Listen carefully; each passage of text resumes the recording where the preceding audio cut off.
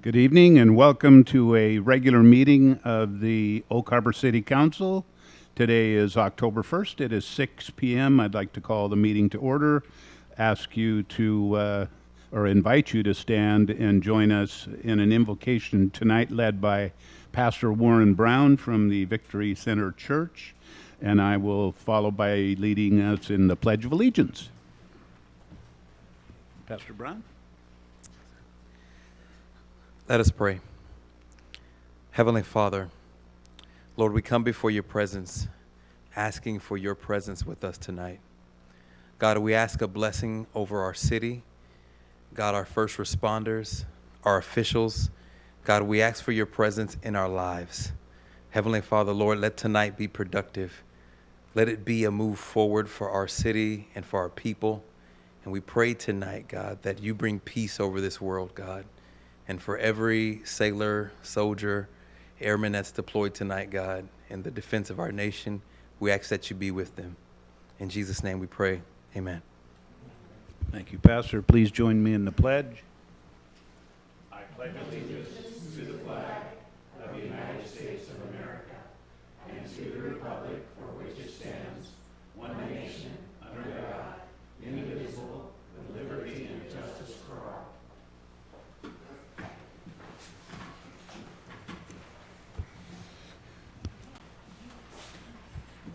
So I know that we will have, we're missing Mayor Pro Tem this evening, and we've gotten notice that Councilor Wassinger will be a few minutes late. So I would entertain a motion to excuse Mayor Pro Tem. So moved. Okay, got a motion and a second. Motion by Councilor Almberg, second by Councilor Servadius to excuse Mayor Pro Tem from tonight's meeting. All in favor, say aye. Aye. Any opposed? Okay, passes unanimously. We will move now to the agenda. If you have no changes there, we'll move ahead with the agenda as presented. Moving on then to section 2 under presentations. I think tonight we've got a couple of special honors for employee recognition, and I think we'll first start off with our fire chief. Chief Merrill?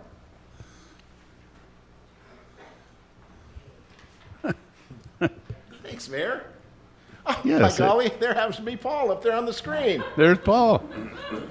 Huh, come on up, Paul. This is the last time we get Paul in here. Now, he still believes. As you can tell by the picture, he does believe in Santa. And there he was as a little tight. Long ago. Somebody was helpful. Somebody called your mom. So, first off, I'd like to say the Shore family is live streaming, watching us. So it's nice to have them on. They're on the East Coast. They couldn't be here this evening, but they definitely want to be part of this. So, you know, it's a pleasure to come up here tonight to talk about Paul for just a couple minutes. He's been with our department for 25 years. He joined us in 1994. He was part of the residency program. He lived at the station. In 1996, he became employed at the with the State Fire Marshal's office at the State Academy as one of the instructors. And then he became a deputy state fire marshal for a period of time before we stole him away. And I have no qualms at all about stealing him. I think it was an excellent thing to do. He has brought a lot to our organization. He hired on in 2014 as a lieutenant, got promoted to captain not too long ago. And I can't list all of the accolades because the list of the stuff that Paul has done is extremely long, but he has lots and lots of certifications. A firefighter 1, fire officer 1, fire officer 2, certified fire investigator.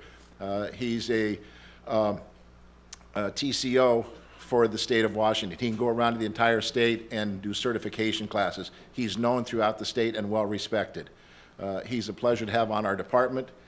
He's graduated from the National Fire Academy with the Managing Fire Officer program. He's got his AA degree. He's working on getting his BA degree in Fire Service Administration. He's just one heck of a nice guy. is the best I can say. When you consider that, he's dedicated, he's motivated, he's very professional, he does his job very well, and it's a pleasure to have him on the department. It seems odd that it's been 25 years. It seems like it was just yesterday, but it's been 25 years.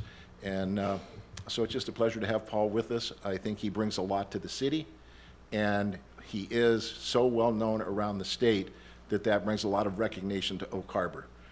So with that, thank you for 25 years. It's my pleasure to have you here.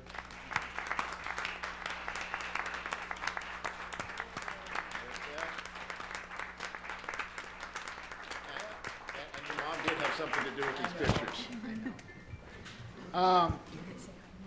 So I've been with the department for over half my life. So it says a lot. When I come to work for those 25 years, it's because of the men and women that I get to work with every day, day in and day out at the department, and not just the department, with the public works staff I have over the last couple of years, all the years with the PD, working with them and stuff. So just want to say thanks to my mom for the pictures. I wouldn't have thought about it, but she struck. So to my family on the East Coast, thanks guys for supporting over the years. That's all I can say. So thank you.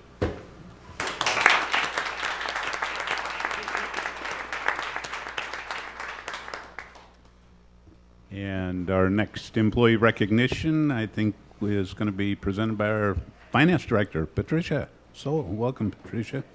Thank you. Yes, please. So today I am privileged to present Tally Boyer with a City of Oak Harbor Fleece for 15 years of service. Tally is an experienced and valued member of the finance team who has worked hard to get in the position she currently is in. Tally started to work for the city in 2004 as an accounting technician for the utilities area in finance. She was hired to back up staff in the utilities area and the accounting area. After hired, she filled 2 positions that vacated during her time in the utility area, the utility billing position and the cashiering position.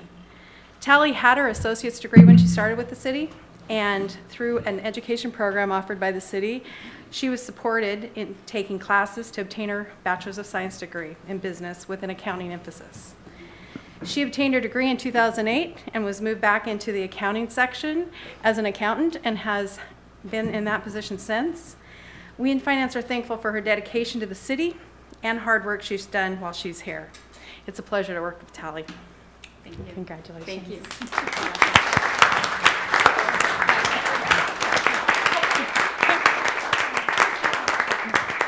It's funny, Paul, I've also been here for half my life, 15 years. That's what I'm saying. I want to thank you all. I have met so many wonderful people, and my life has changed so much since I came here. I married my wonderful husband. I have my beautiful grandchildren. I have met so many friends here that I consider my family, some of you among them, and thank you so much.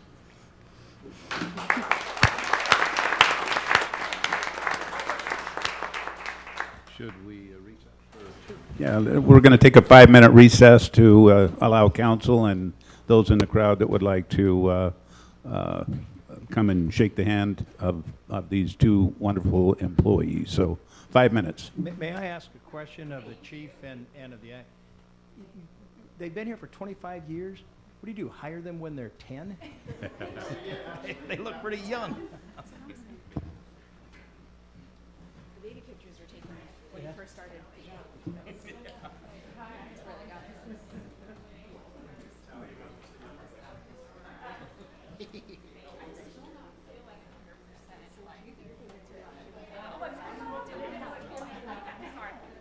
I didn't know I was supposed to come get hugged. Thank you. Thank you. Hey, Bob. Thank you very much.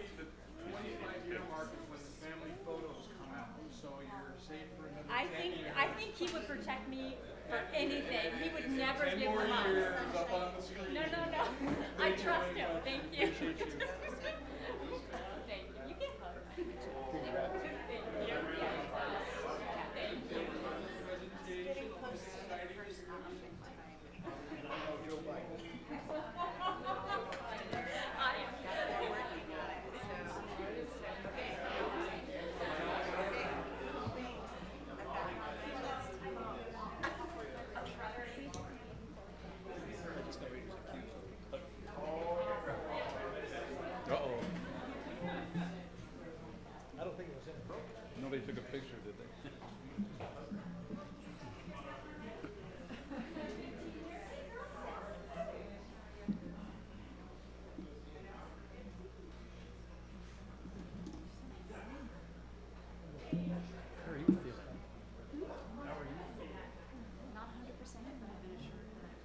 contagious, right? Not contagious.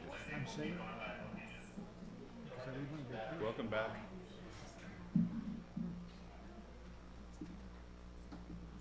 Okay, we will reconvene the meeting then at this time.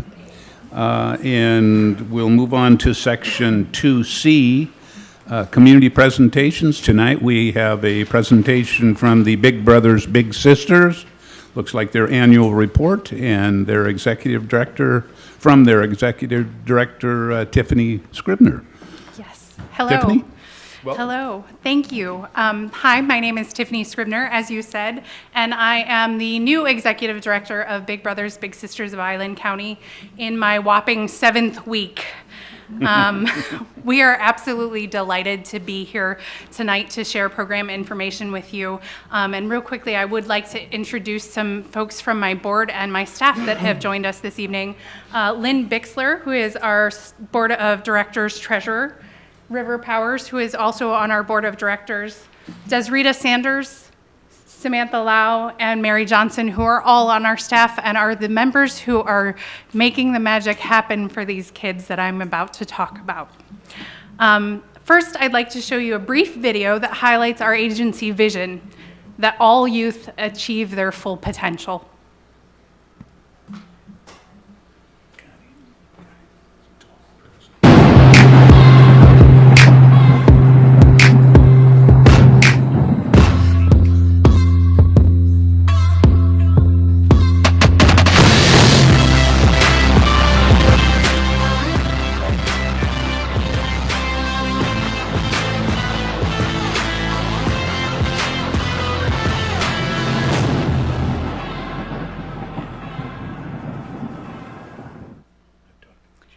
That's it. I told Ms. Carla Brown when I gave her this that I was going to keep it short and sweet tonight, and I intend to do that.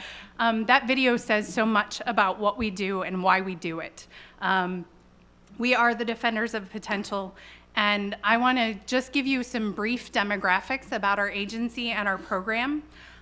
This past year, we served 138 Island County children in need. Of the children we served, 45% were boys and the rest were girls. 63% of these children received free and reduced lunch, which indicates that they are financially in need at home. In terms of our volunteers, 47% of our volunteers were from our high schools, which is pretty amazing. And another 36% of them were in the military themselves. 20% work in a variety of other fields, but we also have about 38% of our littles are from military families, which I think is pretty incredible when you look at the need that they have in some families and then the way that they give back in others. 92% of our littles report better peer-to-peer relationships after being matched with a mentor, and 93% report higher self-esteem in both school and in the community. Our match support specialists who are sitting here and are also, there's at least one more out there who's not here with us tonight, continually monitor the status of the matches with regular calls, in-person meetings, and also our vetting volunteers and folks who are going to be around these kids to ensure the safety of everyone in our program. Why does this matter? Well, children facing adversity through this program become responsible, productive citizens that are able to achieve lifelong success, benefiting their families, their community, our schools and our businesses, the city, the county, the state, and I believe the country and the world in general, our future. We have two programs. We have a community-based program as well as a school-based program. The community-based program meets 2 to 3 times a month for 2 to 3 hours, maybe 4, but a time that works for the big and the little. And they might go to the movies or walk on the beach, cook together, run errands together, play sports together. In our school-based program, they meet 1 hour a week, every week, at a local elementary school. They help with schoolwork, they go to recess, they have lunch together.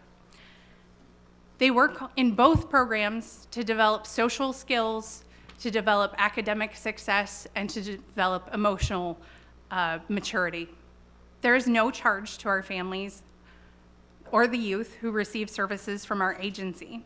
And our operating budget comes from individual fundraising events, such as Bowl for Kids' Sake, and hopefully you've all heard about Festival of Trees, which is coming up shortly. These are individual donations. We also receive grants from local foundations such as ILIF and Thrift. There are no state or governmental funds that are required or requested from our program, which means that our local community is funding this and believes in it. In the past year, we've also focused on updating ourselves in the ways such as new computers and printers, but also digital platforms for fundraising through Amazon Prime's Smile program, which many of you are probably familiar with, Network for Good, Greater Giving, and a number of giving platforms. As giving in general for charitable donations has gone down year after year through traditional channels, we find that this is more important for our organization and for all charitable organizations. So we're utilizing social media, Giving Tuesday, and increasing outreach to donors, both past and potential. We have recently rebranded our agency at a national level, and we're feeling the change at the local level currently and working on making sure our sign out front has the right emblem on it and that all of the literature that we give out is representative of who we are now. We have a presence at National Night Out, Military Appreciation Picnic.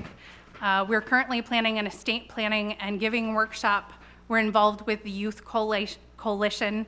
We've presented recently to the Kiwanis, the Rotary, and other local clubs. All of this means that we are involved and invested and interested in the growth and continued success of our community and especially the potential of our youth. Currently, we have 45 littles on our waiting list that are waiting to be matched. We're in need of 45 volunteers to complete that. So if you know someone that would like to volunteer or would like to hear more about our agency's information, please stop by our office, give me a call, send me an email. Smoke signals don't work so well, but I'll accept all other forms of communication. Thank you so much for your support. I'm very aware that the building we are in was given to us by the city and that we were given the opportunity to remodel it and stay there, and we're very happy where we're at, and we're very excited about the work we're doing. Working together, our efforts in serving the children of this community are maximized, and we thank you for it.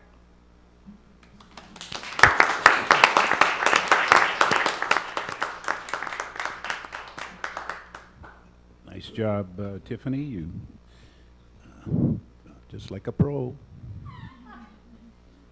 We will move on to section 3 at this time, citizen comment period. Citizens may comment on subjects of interest not listed on the agenda or items listed on the consent agenda. To ensure comments are recorded properly, please state your name clearly into the microphone. Please limit your comments to 3 minutes to ensure all citizens have sufficient time to speak. So, citizen comment period. Going once, going twice. Okay. We will move on to the next section, section 4, our consent agenda, and I believe there are items A through I. So it looks like a total of 9 different sections, and if nobody wants to discuss any of those in particular, those will be approved as presented. Okay? We are moving along. So we will now go to section number 5, mayor's comments. I do have a couple of announcements here. This entire month of October is National Community Planning Month. Planners work to improve the well-being of all people living in our communities by taking a comprehensive perspective. This approach leads to safer, resilient, more equitable, and more prosperous communities. The theme for 2019, Planning for Infrastructure that Benefits All, highlights how well-planned infrastructure projects, including roadways, transportation systems, housing, parks, and even broadband networks, strengthen communities, boost the economy, expand opportunity, and promote equitable development. Also this month, in an effort to be proactive in encouraging public awareness of positive stories of the dwarfism community, and in keeping with the mission, the Little People of America declare October as National Dwarfism Awareness Month. This is a time where the mission is dedicated to improving quality of life for people with dwarfism throughout their lives, while celebrating with great pride Little People's contribution to social diversity. LPA strives to bring solutions and global awareness to the prominent issues affecting individuals of short stature and their families. Also, October is Washington State Archaeology Month. During this special time, the Department of Archaeology and Historic Preservation promote a variety of archaeological related events across the state, which focus on the general importance of protecting Washington's rich archaeological heritage. And then I am going to end with a request to City Council. I'm asking for one council volunteer to work with staff on the development of the Interpretive Center. Mayor Pro Tem would like to be one of the two volunteers, and so we've got her on this list. This would involve a group trip to the Lott facility, and that's Lacey, Olympia, Tumwater, and Thurston County, and to look at their interpretive center. And it would also involve probably 4 to 5 meetings. So if you want to think about this, well, looks like we have a volunteer right here. Councilor Heisen, or a question? Okay. Kathy Rosen is the person to talk to, and so it looks like we may. Kathy's coming out here. Our Public Works Director, Kathy Rosen. I think she's ready to volunteer, but. Do we need to rock, paper, scissors? Does anybody else want to jump in here? Any questions, or I think we're set to Good. go. So Okay, we'll perfect. Thank we'll- you. We'll have Mayor Pro Tem and then Councilor Heisen. Okay. Okay? Thank you. Thank you, Kathy. So that completes my announcements. So I'd like to turn it over to council at this time for announcements. Councilor Holmberg. Thank you, Mayor. I would like to take this particular time to address an issue. I've heard from a number of people on the street some disturbing comments about the city's finances. That, for example, the city is going broke, their budget's out of control, and it's just simply not accurate information. For the 12 years that I've been on this thing, I'm very much aware of what our budget process is, and have been most of the time on the Finance Committee. But rather than me go through what the process is, I see our Finance Director in there. I would really like to ask the Finance Director to explain some of the processes that we have to go through. This city is not broke, it's not going broke, and in my opinion, it's not in disarray financially. And I agree with that statement. During the budget, we went through a clear picture of what was unbudgeted reserve as well as budgeted reserve, and that's to the tune of over $6 million. We have a stability fund that's about $1.5 million. We have unbudgeted reserve for the general fund about 2.4, and then we have budgeted money, cash that wasn't in the budget, but it's sitting in the budget in case we have any overflow of 2.3 million. So we have no risk of going bankrupt unless there's some catastrophic event that nobody can predict. We are set in case there is some sort of an emergency that comes up, and we do that every budget cycle. And we spend within budget. We come back to council for changes, and we identify any funding streams if we do make changes. So it's just false, the statement that we're going broke.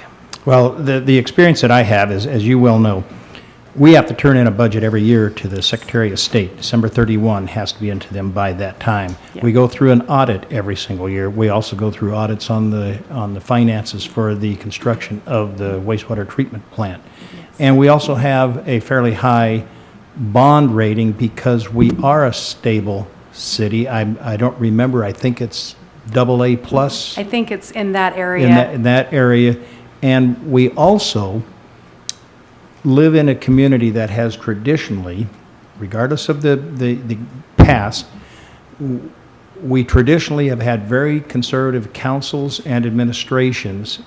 It's been physically conservative community for many years, and this is no different now. We also established that stabilization fund for a time when the sales go down, because we depend heavily on sales tax. And so I really appreciate you coming up there and mentioning this. And also, just on the side note, regarding the wastewater treatment plant, going through the calculations with the funding for the SRF funds, the bonding, everything we have, it comes out to very, very, very close to 2% fixed interest rate for the cost of that treatment plant. Those funds aren't available anymore. Right. And we're finding out now through DOE that they have new and more strict regulations for the nutrient discharges out of all of plants that go into Puget Sound. Everybody else is going to have to play catch up. And fortunately I'm not going to say for the first time, but I'm going to say for once, the city of Oak Harbor is way ahead of the curve on issues such as that help us have stabilized rates. So that's more than my 3 minutes, Mayor. Thank you. Thank you, Patricia. So along that line, I'd like to add that within the last couple of months, I asked staff at a department head meeting to review their budgets for 2019 and their expenses and give me a report. And pretty much every department head has come to do that. Yes, we're a little over budget in a couple little areas. We're under and our budget in a couple of other areas, and we're very, very close to where we would expect to be. So no surprises. We're looking at these numbers often, and so I feel the same way. I feel that we're in fine shape, so regardless of what's being said. So other council, yes, Councilor Servadius. Thank you, Mayor. Just a quick comment. I'd like to get something on the agenda coming up since you mentioned it's planning month. I've got long-term planning on the brain, something we've been talking about for several years up here, and it's just looking at the Friend Marsh area and just what our stormwater options are down through there. So I would like to I move to put a discussion item on our October workshop regarding stormwater conveyance through the Friend Marsh area. Second. Okay. We've got a motion and a second to put an item on our October workshop to discuss. Any questions or input or? No, staff will comply with that. It's the October 23rd workshop. Okay. Seeing no further questions, all in favor, say aye. Aye. Aye. Any opposed? Okay, that passes unanimously. Anything else? Any other council comments, discussion? Okay. Well, thank you for those. Let's move on to city administrator comments. All right, my first area is talking about one of the council members did put out some update on the initiative 976. It's referred to as the $30 car tab initiative that's coming up on the November ballot. There's a potential impact to state and local transportation funding, and there was some information put out by one of the council members that serves on the transit, Island Transit, and it would have a serious impact to that agency. I think it's about 13% of their funding. You can look at the data to get the exact number. I don't want to be wrong there, but so the council may collectively vote to support or oppose a ballot measure at a properly notified public meeting where opponents of the measure are given an equal opportunity to express views. So if the council wants to consider this position on this initiative, you can let me know now, and staff will bring it back at a future council meeting after it's been advertised, and you can decide if you want to make a impact on that. And also, this seriously impacts transportation benefit districts, and we have one. We don't currently use the car tab, $20 car tab fee. That's an option, but that would seriously impact it. And I think there's about 100 cities that certainly use that car tab that will be seriously impacted with revenue loss from this initiative. Councilor Heisen? I think it's certainly worth a discussion. I would second. So we've got two that, yes, 3, 4? Looks like we're unanimous. It's worth a discussion. Bring it, I think you'll have to, in order to get it done before the election, that'll have to be at our next regular council meeting. Yeah, we should be able to do that. Okay, okay. And I heard the director of the Island Transit today at lunch. I think I heard him say 17%. Okay, yeah, I just kind of went That off would my- affect, Yeah. that 17% is what he announced at Navy League. Yep, you got it. I looked Okay, on his so- data. Okay. So other comments? Yeah, one more, just council's been aware of the meeting tomorrow with the Island County Commissioners work session scheduled. They're talking about community development and long-range planning, and the JPA initiative is in there. So according to their agenda schedule, they should start that discussion around 9:30 a.m. tomorrow. We did post a possible quorum notice, so all council members are welcome to attend and can participate, just can't take action because it's not a council meeting, but certainly you can comment on it because we did provide a public notice of the possible quorum notice that. So certainly you're invited to do it. Our community, our Development Services Director will lead with the discussion, and the mayor and I will do that, but certainly input from the council is welcome and participation is welcome. And I this think concludes my remarks. my assistant told me that we know for sure four of our counselors will be there. Okay. So, Just Okay. 9:30? 9:30 at Island County. Or no, at county commissioners? Yes, at the Okay. commissioners' meeting room Yeah. in Cookville. At 9 o'clock on the calendar, okay, 9:30. Okay. Okay. Any other comments? Blaine, you're Nope, done? That Okay. concludes. Okay. Then we will move on to Section 6 in our agenda, public hearings and meetings. To speak during a scheduled public hearing or meeting, please sign in, but even if you don't sign in, we'll give you an opportunity.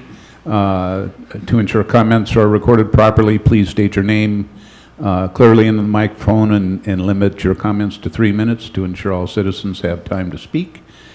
Item number 6A is public hearing regarding ordinance number 1883 and the approval of resolution 19-34, confirming the city's compliance with RCW 3670A 390, moratoria, interim zoning controls. We have our city attorney, Nikki Esparza. Welcome, Nikki. Thank you, Mayor, City Council.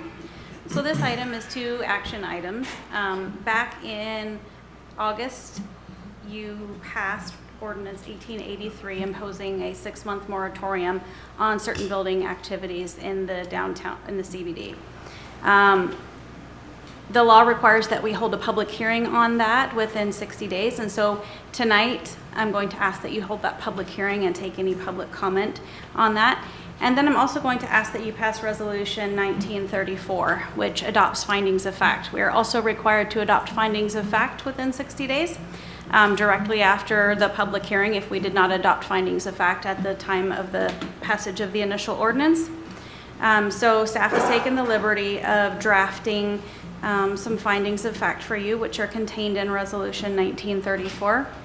Hopefully you've had an opportunity to review those. Resolution 1934 just lays out how the city is in fact in compliance with the moratorium statute. And I would ask that you hold a hearing on ordinance 1883 and then subsequently approve Resolution 1934. So we will open that public hearing at this time and see if anyone from the public has any comment or... Okay, seeing none, we will close that public hearing and bring it back to the council here. So, Councilor Heisen. Thank you, Mayor.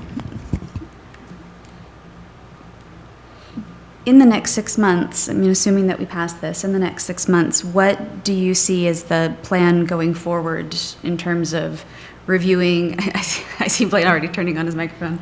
In terms of reviewing and revising and then updating our plan if we choose to do so. Is there a So our Director of Development Services, Mr. Powers, actually has that outlined. He needs his own theme music. Yeah. Mayor, members of the council, I think we'll start like we normally do these kinds of projects is by looking at best practices for other communities. And as the council has talked about this topic in the past, or the Planning Commission, there are certain cities which jump to mind when we think about downtown similar to ours in terms of mixed uses. In fact, I can tell you that that research has already begun. The next piece of that then, I believe, is really starting to engage the public. Obviously, Main Street will be one of the stakeholders that we would engage. I would propose to use our Planning Commission as the primary place for those conversations to take place. This is similar to how we've handled other types of topics like this. We'll keep the council briefed at your workshop settings. Eventually, we'll end up to the point where we're going to be going through a public hearing with the Planning Commission and then on to the council for your own public hearing. Depending upon the amount of input that we get and maybe the ideas which are generated, that's really what's going to drive the timeline for the project. But as I said, we'll start first with research and we'll move on from there. Okay. Sounds good. Yes, Councilor Larson. Thank you, Mayor. This resolution ensures our compliance with state law as we address this moratorium, and it lays the foundation and gives us the time to look at our code and see how we want to revise that moving forward. So if there are no further comments or questions, I move to approve Resolution 1934 as presented. We want some discussion. We have a motion. That's an hour after a second. The motion, I believe, is premature. The rest of the council members haven't had a chance to speak up. What's your? I didn't mean to take away anybody's I'll opportunity. second the motion and then we can discuss. So now we have a second, and let's have some No, discussion. discuss. Councilor Olmberg. Thank you. The format of this ordinance, and even the resolution going through this, I can support them, but it's going to be really almost worthless for me to say much of anything because I'm not going to be on the council at the time that you follow through on this thing. But I would like to caution our Planning Commission and our council members, give you this one thought. If somebody came up to you and asked you to be an investor in a building downtown in the CBD zone, and you had a percentage of square footage that you had to put in by code that has no relevance to the market, but has relevance to a code, are you going to put your money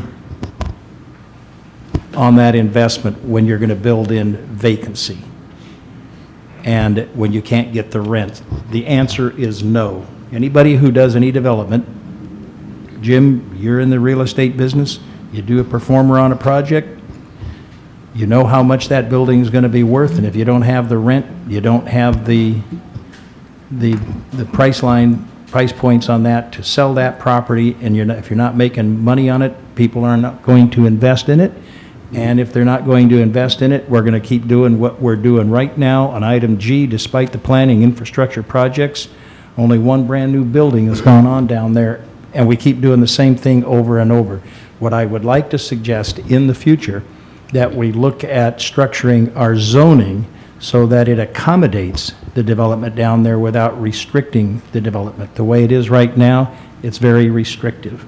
So with that, I don't have to say any more about it because I won't be here to follow through in next year on this item. But it's very important. If we want people downtown, we have to get people living down in that zone. Thank you. Other council discussion? Ready for the vote? All in favor, say aye. Aye. Any opposed? Okay, that passes unanimously. So that's the end of section number 6. We will go to section 7. Oh. Yeah, go ahead. ordinances and resolutions. This item is a closed record review and decision. Council will review the record generated up to and including the Planning Commission's recommendation. It will debate, discuss, and deliberate without additional input by the public or the parties. No new evidence, no testimony, no new documents, no argument will be permitted. Resolution 19-33, the Village of Gary Oaks preliminary plat and landscape plan. And we have our senior planner, Kamak. Mayor, if I could Yes. take over for We have 1 our, minute? we have our city attorney taking Yes, over. If we could go through the appearance of fairness colloquy prior to staff presentation. Okay. Council Rule 19 requires that members of this body determine prior to staff presentation of a quasi-judicial matter whether the appearance of fairness doctrine requires that he or she recuse himself or herself from sitting on the matter. In light of that requirement, I will ask you some questions before we begin. Does any member of this council have knowledge of or have conducted business with either the proponents or the opponents of this particular matter? Seeing none? Well, just Oh, Councilor Wiesner. the two of the owners, I think, of this plat are real estate brokers. I'm a real estate broker. I've not conducted business with them on personal properties, but obviously I've had real estate transactions, which they were on the other side of the transactions. But not related to this particular development? No. Does any member of this council? We got, yes. Oh, I'm so sorry. Councilor Oh, Wassner. It's okay. My real estate company has done business with Mr. Steve Waldron in the past, but also nothing related to this project. Thank you. Does any member of this council have either a pecuniary or non-pecuniary interest in the outcome of this proceeding? Seeing none. Does any member of this council know whether or not their employer has a financial interest in the property or area which will be impacted by the decision in this proceeding? Seeing none. Does any member of this council live or own property within 300 feet of the area which will be impacted by the decision in this proceeding? No. Does any member of this council have any special knowledge about the substance of the merits of this proceeding which would or could cause the council member to prejudge the outcome of this proceeding? Seeing none. Is there any member of this council who believes that he or she cannot sit and hear this matter fairly and impartially, both as to the respective positions of the proponents and the opponents in this proceeding? Has any council member had any ex parte contacts regarding this matter? Mr. Wiesner? I have had contact from the Andersons as constituents, and nothing outside of the record that's presented.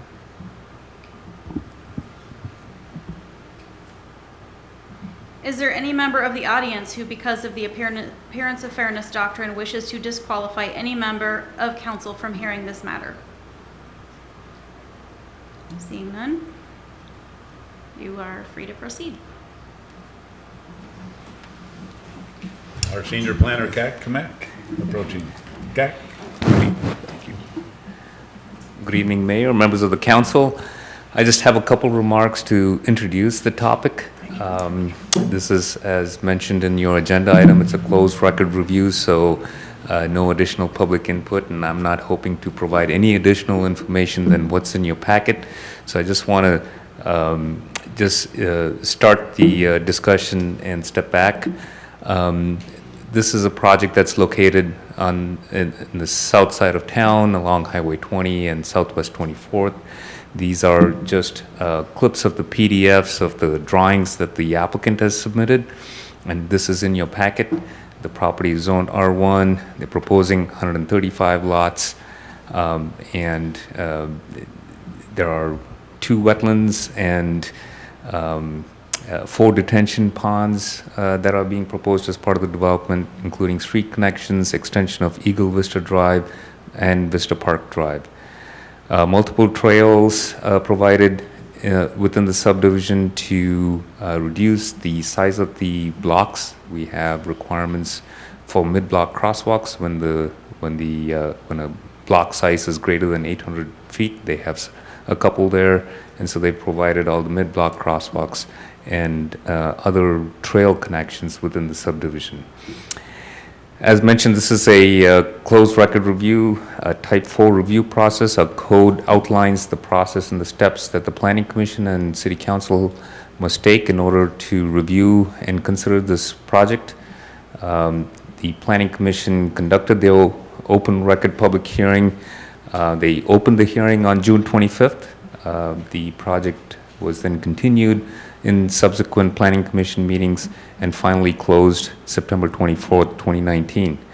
The Planning Commission has adopted the findings of fact and forwarded a recommendation of approval to the City Council. So now the City Council must consider the Planning Commission's record and all the information that was provided to the Planning Commission in your decision. We'll be happy to answer any questions that you have off the record that's been provided to you, and to make the decision on the resolution.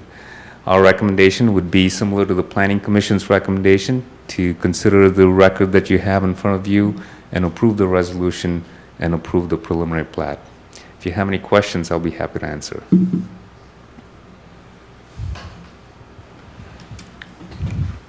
So we don't open this at this point. We just council time for questions or input.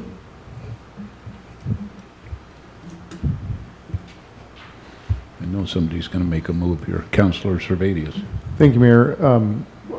We've all, I think, probably been watching this project for a long time. I know that one of the principals in the audience, I just want to say thank you for your perseverance. It's a much-needed project for the city of Oak Harbor. I think it's going to provide housing at a price point that's sorely needed, and so I will be supporting it. Councilor Wiesner. Yes, Mayor. Yes, I want to point out that this has been, I think, through Planning Commission meetings for about 3.5 months, public testimony taken. We're looking at a packet that's close to 60 pages long. Within the packet, the approval that if we put this forth tonight includes, looks like some 40-some conditions of approval. In other words, there's a ways to go, but certainly I think the project's come a long ways, but it's taken a long time to get here. So I certainly am going to support the project so that it can move forward, understanding that there's still some conditions, one of which I want to just put out there for those folks watching is, a transportation channelization plan that has to get through the state highway department. So ways to go still yet. I too appreciate the Andersons hanging in there and taking this thing and seeing it through to the end, and I'm going to support the project. Councilor Heisen. I move to adopt Resolution 19-33, approving the Village of Gary Oaks preliminary plat and associated conditions. Second. Okay, we've got a motion and second that reads just like the packet suggested. Motion. Any other input or questions? All in favor, say aye. Aye. Any opposed? Okay, that passes unanimously. Okay, we will now move to our last section. We've got 2 items under Section 8, contracts and agreements. Harbor Heights purchase agreement, and we have our city attorney back. Nikki? Thank you, Mayor. So this has been a joint effort between lots of departments. Council has been updated throughout the process, and it's been a long time coming. We've been working on this for over a year. This is the final step, hopefully. There is a purchase and sale agreement that has been agreed to by the sellers. They have accepted our firm final offer of $1.15 million, and they have signed that. It is in your packet. So the only thing that has come up recently is that we got an email from the sellers indicating that they would like additional assistance from the city in cleaning up the property. As you all know, This is one of the sites that the city has been concerned about from a code enforcement perspective, and we've been working with them to get it cleaned up. It is not fully cleaned up. We did have Public Works and police go out there yesterday, and staff believes that it is manageable. However, it is not fully cleaned up. We did convey to the sellers that certainly we would pass along the request for the city to provide additional assistance or essentially take the property as is. But we also did not make any promises and indicated that that could affect feasibility. So just so you are aware, they are looking for us to take the property as is, and we did convey that it might be an issue for council. Other than that, if you have specific questions, myself or Patricia or Blaine can answer those. And we're looking for a motion to authorize the mayor to sign that purchase and sale agreement. So before we do that, to see if anybody in the audience has got any questions or input. Okay, seeing none, we will bring it back to council. Councilor Wassinger. Yahoo! I too have been super excited about this for a long time. I've always been an advocate that we need long-term plans for parks, especially for youth sports. You know, with the changes in the future of our city and the little parkland actually that we do own that our sports fields are on. This is definitely something I've been excited about since I became a city council member to do. But I do have a question about the cleaning up if we do move forward as is. So do you have like some more details? You really think that that's something manageable? I mean, what are we talking about as far as time, money? You know, I'm definitely not an expert in those areas. So Mr. Beebe went out yesterday with Chief Dresker. Were you? Yes. And I think the estimate was somewhere north of 3 20-yard dumpsters, which is significantly less than the other sites that we have cleaned up. Mm-hmm. So, yes. Is this again? And I know I've been over with Hank the numbers. We service a lot of children playing sports in our facilities that live in the county. Would that possibly be something that the county would help us with fees to clean this site up as well? We've exhausted what they're giving to us in the waiver of tipping fees right now. Certainly, if we do take on this project, we'll try to ask them to waive the fees on the tipping fees, but right now, we'd use the maximum that they've given us unless they allocate more. Thank you. Councilor Olmberg. Thank you, Mayor. Well, I have a couple of questions for you, Mrs. Sparza. On the title, when you read the condition of the title, it doesn't say that is going to be clear. It says it gives the seller an opportunity to clear it or vacate the agreement. Why are we getting into an agreement that first of all, we've probably already done a title search on this, is that correct? correct. An Alta title search? We know pretty much What the exceptions are. what the exceptions are. And so, and we obviously don't have any exceptions to those exceptions, or we don't disagree with them. Is that correct? That is correct. Those have been reviewed by Candy at Grant Weed's office, who has been helping Public Works throughout this process, and there isn't any issues that their office felt was Okay. critical. Then the next thing that I have some comment about is what you just said, starting out about the cleanup. That's not in this agreement. It is not. Okay. This agreement is what we discussed as a group. Correct. This is what we said that we were willing to go forward with at this price and the conditions. Correct. And now, let's just call it what it is, the seller is nibbling. That's kind of a way you do negotiation. The cleanup is a very small part of a $1.1 million purchase on a piece of property that would be very difficult for them to sell. I think it's very important that the area gets cleaned up, but I think it's also important that they can clean up their property. That's the conditions that we took this property on. We didn't agree to it initially that we were going to do that. In fact, I think that was one item that we discussed that maybe we wouldn't do.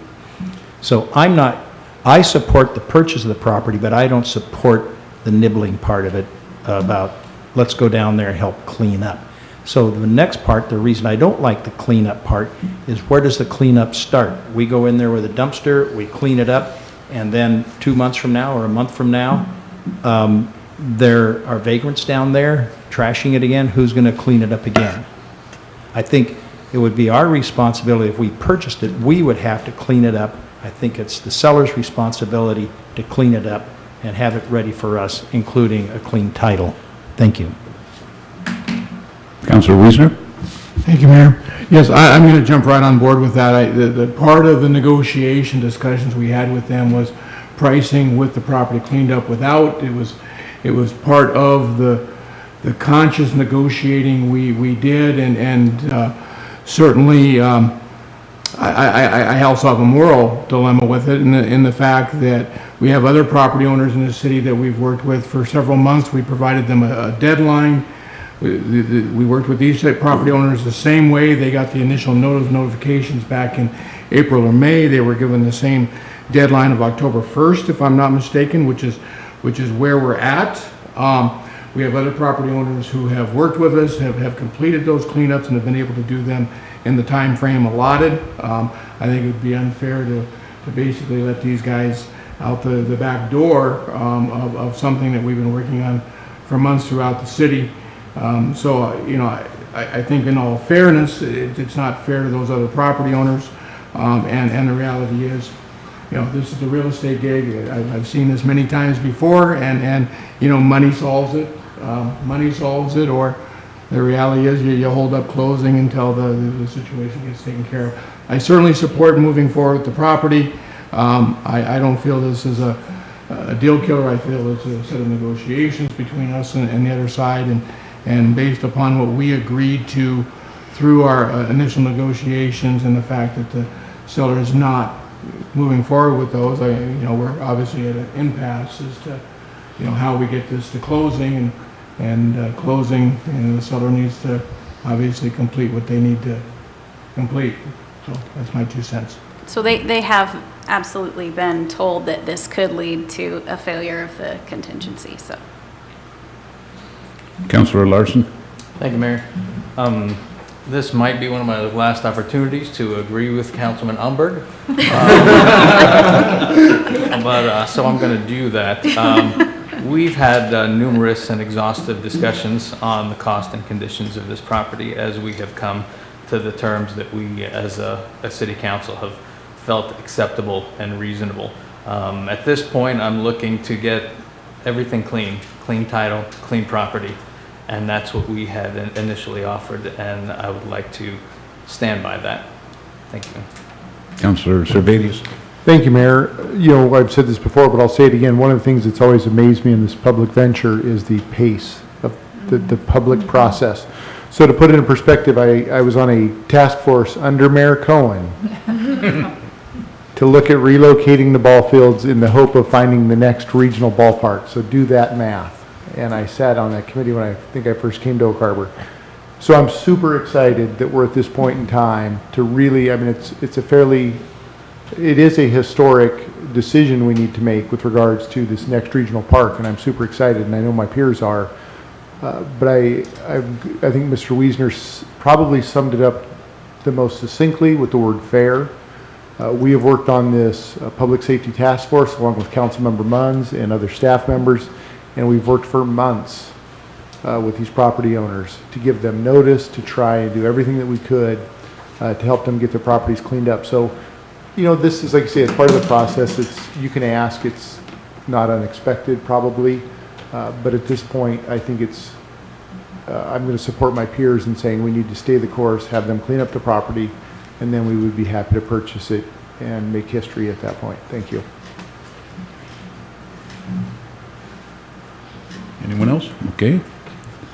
So we've heard from 4, and So just in case there's any confusion on this, this particular purchase and sale agreement expires tomorrow if it is not approved. The issue of the cleanup is not a part of the agreement. It was a side conversation that we can simply go to them and say, this will cause a failure of the contingency. Councillor Heisen. Thank you, Mayor.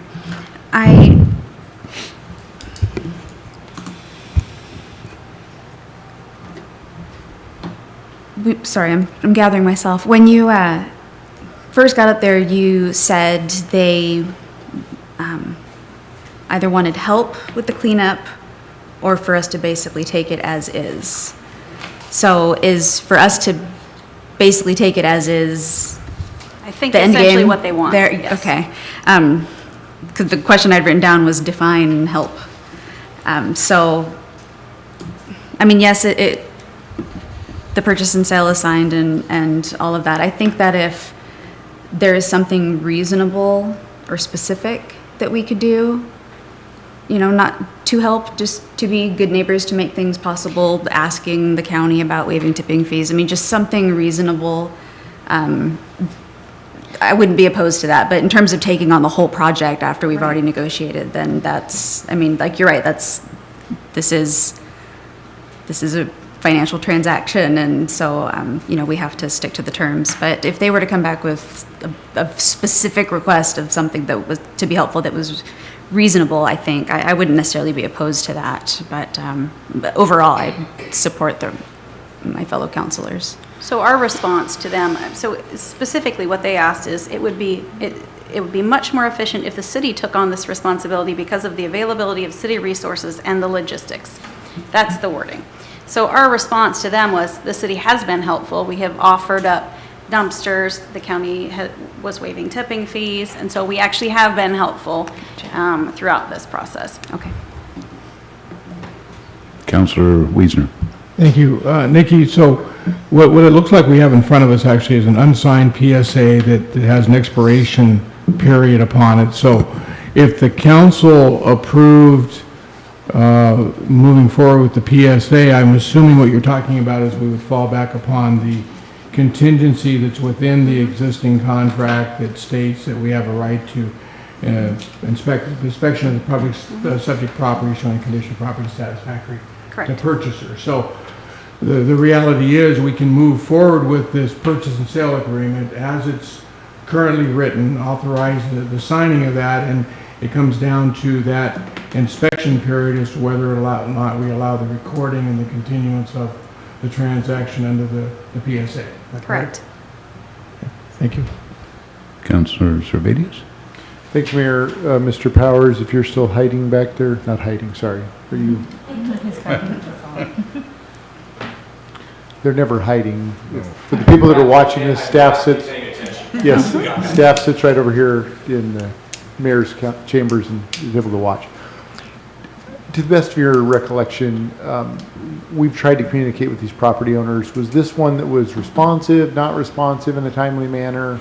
They were responsive, Mr. Servadius. To the best of my recollection, to use your phrase, they were working on trying to assess the scope of the problem, and they were also, I believe, trying to cut in some level of a roadway so that they could get to the areas that needed to be cleaned up. I don't know how close they got. I don't have that information at the tip of my tongue. Okay, thank you. I can speak to that. Some of the issues, what they mentioned, logistics, the roads in there is a challenge for them because it's spread over. The cleanup we've done in other properties was 10 acres, and then our own property was 2 acres, so this is 75 acres. Staff, it's spread over a larger period. They estimated somewhere around 3 yards, but when you're trying to estimate 75 acres, there could be hidden spots in it. So the logistics in the roads, I think, is the challenge, and they've kind of, knowing that we were coming on board, backed off on that, but certainly it's your prerogative if you want to require them to do it or such. But we've done the roads plowing, and we would do similar to what we did with the Goldie Road property, where we would put roads, temporary, not really roads, but paths where we can pick it up and bring it to the dumpsters and such. So it's quite a haul. So it's a challenge there. We offered to put the dumpster close to the road where the where the water tank is, because we have the road that goes into the water tank, and that's where they would access it. But I believe it's a challenge because of the largeness of this property to do the cleanup. And so that's why I think they wanted to do the assertion that we could probably do it easier and cheaper for them. And I think from the staff level, we mentioned that staff went out there and looked at it. And so we've had some experience. We can use Department of Corrections. So we could probably do it a little more efficiently and cheaper than them. But certainly it's your prerogative if you want to require them to do the cleanup prior to us taking ownership. Councilor Holmberg. My prerogative is still the same. I want a clean title, clean site, and it's not impossible to punch a road in there. I've had to do it myself, to survey, actually to clean up trash hidden back in the middle of the jungle. So this is a good purchase for this seller, and it's potentially a good purchase, it's a good sales for this seller, and it's potentially a good purchase for us for our long-term planning. I like the price, but I want a clean title and I want a clean site. And we're not talking about big bucks to go in there. If you're talking about 3 dumpsters, that's not the end of the world. That doesn't mean that we have more money than they have. That just means that they don't want to clean it up. So my position will be to hold fast on the purchase and sale agreement as we've discussed previously, and without doing the cleanup.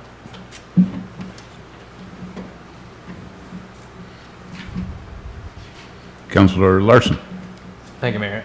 I would like to move forward with this, but with the understanding as well that the contingency, in the inspection contingency 9 alpha on page 252, that we understand that what we are referring to as far as the purchaser's sole discretion is that we want the property cleaned up, period, I guess. So I've just... Second. I'm not sure I heard a motion there, did I? No, it Okay. wasn't a motion, I just want, because Okay. the question was brought up that the city might be able to do this more efficiently and cheaper, but that's not a reason to do it, because again, so I just wanted to refer to Councilman Wiesner's point that he brought up, that we can move forward with this if we so desire, but we still do have the option in the contingencies to ensure that the property is cleaned up.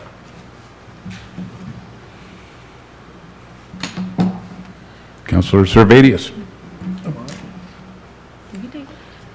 I think we're in agreement then, so I move to authorize the mayor to sign the real estate purchase and sale contract with Harbor Heights LLC with a total purchase price of $1,150,000 plus costs as outlined in the agreement. Second. Okay, we've got a motion and second. The motion reads exactly like is in our packets. Motion by Councilor Servadius, second by Councilor Wassinger. Seeing no other questions or input, all in favor, say aye. Aye. Any opposed? Okay, that passes unanimously. So we will move on to the last item on our agenda, which is item number 8B, Professional Service Agreement, Enviral Issues, Inc., Windjammer Park Phase 2, and Clean Water Facility Interpretive Center Amendment 2 and 3. We have our project engineer, Brett Arvidsson. Brett? Good evening. We're here to talk about Environmental Issues Amendments number 2, which involves our Clean Water Facility Interpretive Center, and number 3, which is our Windjammer Park Phase 2 project. In summary, we've worked with Enviro Issues on the Clean Water Facility since 2010, starting with the siting and all the way through construction, even currently right now. Enviro Issues did lead the public involvement for Windjammer Park, starting with the Windjammer Integration Plan in 2016, and took it all the way through construction. They played a central role in our ability to communicate, to get the community engaged during the charrettes, the advisory groups, public meetings, user surveys, and facilitation. They also led our team in development of the information availability for the project, construction updates, websites, newsletters. We had a lot of materials, mailers, that type of thing. A lot of fence signage, and some of our events.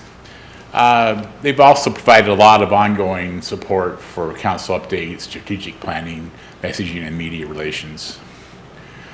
Looking at phase 2, we've had very good success with the project. I think we've had a lot of positive comments of it, and we want to continue Oak Harbor's successful community-led improvements to Windjammer Park. And I tell people, as one of the design team, the project team, it was the community's visions. We just did what the people wanted to do.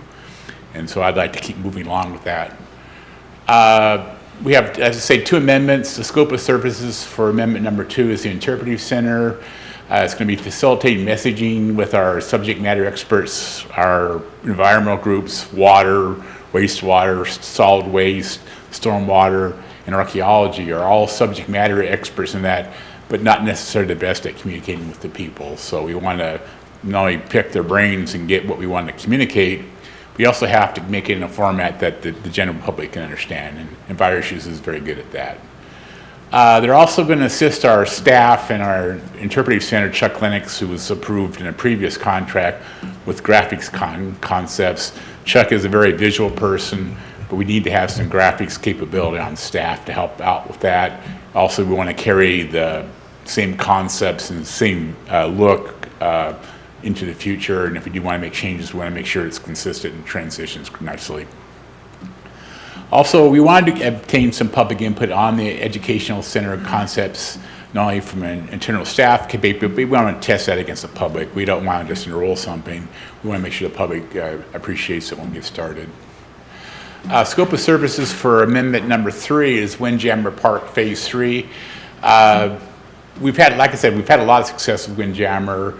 We need to revisit the integration plan. One thing we didn't do was follow the integration plan with the park we actually built. We actually built multiple phases of it. So we need to look at what we've done and make sure as we move forward, how do we want to package it. The other thing is we wanted to develop a management plan for that, and I feel the public involvement comment is part of that, a critical part of that, and understanding what the public wants. And so we do want to check in with the public and see what they feel about the park, which I think is pretty positive, but also what they like and don't dislike about that. We need to have consistency. Right now, I've had a design team working on the project who, as we move forward, it may not be the same people. Not to say they're bad or that sort of thing, but project teams do transitions, and we may be bringing new people on board. So we need to have some consistency on understanding the public's needs and that as we move forward with new team members. We also want to, they also have them assist us with obtaining public input on phase 2 of Windjammer Park. We want to start talking about what do people want to see in that phase 2, and engaging the community prior to initiating design. I think before we start, we need to ask people what they like and don't dislike about the park, and as we move forward with the process, make sure that we're still meeting everybody's needs. And EnviroIssues is very good at that. Also, we need their help with understanding and articulating the vision for the future phases of Windjammer Park. I think we're a lot further along than we were in 2016, but we need to step back. This may have some other aspects to the city that we may want to talk about. My big issue right now is maintaining public momentum and interest on our future phases of the park. We've had a great summer down there, and I've had a lot of people ask us when we're going with phase 2, and this is our chance to start building that momentum, and we have to start looking at funding opportunities next year and that sort of thing. So a lot of this helps us do that. Anyway, in terms of deliverables, a big part of it is meeting facilitation. We are going to conduct a public meeting and also an online survey. We did 4 of those last time, and those are very powerful tools. One thing they do very well is get all our comments together and summarize them and give us analysis of what we heard, and I think that's been very powerful for us. Our website in the past has been the Clean Water Facility website. We're probably going to want to shut that one down. Do we start up a new one within the city system, or a separate one like we did for the Clean Water Facility? We do need some kind of website to communicate with people. And we're also talking maybe some other types of communications, social media, that sort of thing. We didn't do that for the Clean Water Facility, but it may be more appropriate now. Like I said, graphics, there's a lot of miscellaneous things, signs, newsletters, and other communications tools as we move along. Anyway, contract amendment number 1 just extended their original contract by 60 days. It's good to the end of this month. Contract amendment number 2 is specifically aimed at the Clean Water Facility Interpretive Center for a contract amount of $29,125. Contract amendment number 3 is for Windjammer Park Phase 2 for a contract amount of $39,605. Both amendments will expire July 30th, 2020, so we'll have most of the work done late spring, but I do want to kind of have a little time in the end of it in case something comes up. Anyway, our recommended action is we recommend that the City Council authorize the mayor to sign contract amendments number 2 and number 3 with Enviro Issues Incorporated in the amounts of $29,125 and $39,605 respectively, increasing the total contract amount from $89,400 to $158,130. Questions? So I'm not even going to invite the public up because I don't think we have anybody to comment from the public, right? Yeah, okay. Council, questions? Yes, Councilor Olmberg. Thank you, Mayor. I'm going to support this. Initially, on our first round, way back, 5, maybe 6 years ago, I thought it was a waste of money. And as we went through the process, I think that it was money well spent, and I think this is where we're going in the future, is to have a professional organization like that to help us communicate with the public as to what they want, what we want, and to get through this process. So I will be voting in the affirmative. Thank you, Brett. Councilor Servadius. Thank you. I too will support it. You know, one thing that's very important to me is the public has a chance to weigh in. Regardless of what we build, we know that there will be some people that wanted more items or something else, and then other folks that wanted something different, and that's just the way it goes. But what I want to make sure is there's no one that feels left out. So I'm starting to count the number of times we've asked for public participation. So if you're watching this at home, I don't know, as an organization, whoever does our Facebook, Mr. Oborn, if a page can post to another page, like Woodby Island Community, that's a big one, to ask for input, to ask for feedback. I know that individuals can post to that page. I don't know if organizations can post to that page. But if you're watching at home, please tell your friends, tell your neighbors, somebody post on that website that we're looking for input. I know they'll be cranking up, if we approve this, they'll be cranking up public input, community charrettes, etc., workshops, to get as much input as we can as to what people want to see in the rest of the park. And so please do participate. Thank you. Councilor Larson. Thank you, Mayor. Initially, I was opposed to this expenditure because I needed some more meat on the bones. I'm going to find out what we were getting for the outlay. And as we talked about in our workshop, you met with me, gave me a lot of things to look at. We understand that there is value, there has been value in the services that Enviro Issues provides for us. But looking at this as well, moving forward, as I stated earlier, I would like to see the future phases of the park be conducted by the city, by our staff. We had a huge phase 1. We've shuffled some things around. Like you said, some things were pulled out of phase 2 and put in there. And so we still phase 2 is going to be very large. There are going to be a lot of moving pieces and a number of components. So I do believe that we need Enviro Issues moving forward with that phase. After that, I would like to see them phased out. One of the other things too that I wanted to mention, again, Councilman Servadius just talked about it. When we had the public meeting for phase 1, we had 47 people, believe, show up for that as far as the public when they gave inputs. So what I would like to see Enviro Issues expand upon is their outreach to our community, because I would like to see more community involvement. I'd like to see more people show up for that. This is the last big push as far as planning and input goes for the completion of this park. There will be phases after this, but this one is going to be relatively large, and we do want community input.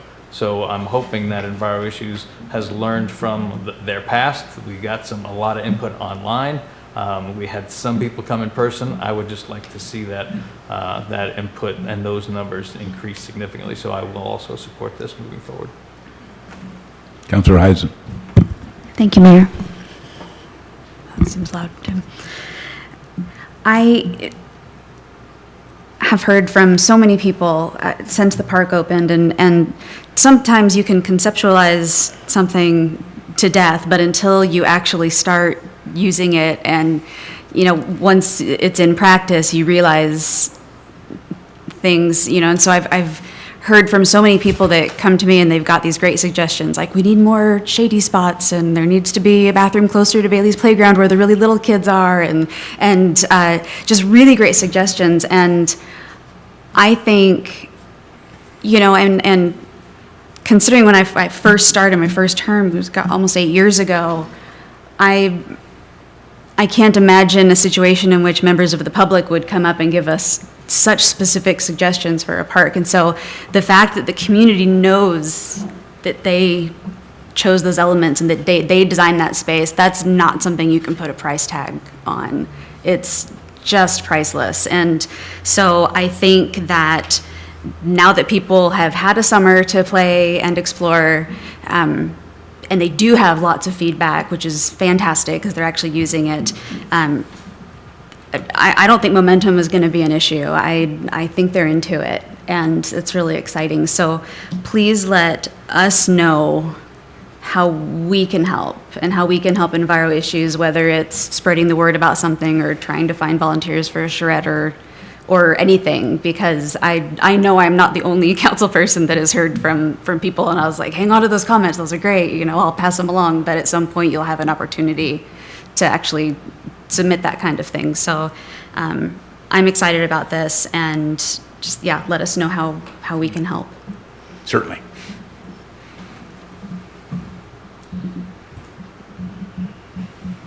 Yes, Councillor Wassinger. If there's no other comments, Rick? I move to authorize the professional service agreement with Enviro Issues for Windjammer Park Phase 2 and the Clean Water Facility Interpretive Center Amendments 2 and 3. Second. Okay, we got a motion and a second that reads kind of like the Oh, recommended sorry, action. it's up on the board now. Okay. I was, Okay, that's your motion? We know Yes. what she meant. That's your second? Absolutely. Okay, we got a motion and a second. Motion by Councillor Wassinger, second by Councillor Heisen, that reads exactly like is on our screen right now. Seeing no other questions or input, all in favor say aye. Aye. Any opposed? So we got one opposed. Okay. Okay, so that passes 5-1. Okay, any other business? I'd entertain a motion to adjourn. So move. Second. Got a motion second to adjourn. All in favor say aye. Aye. Any opposed? Okay.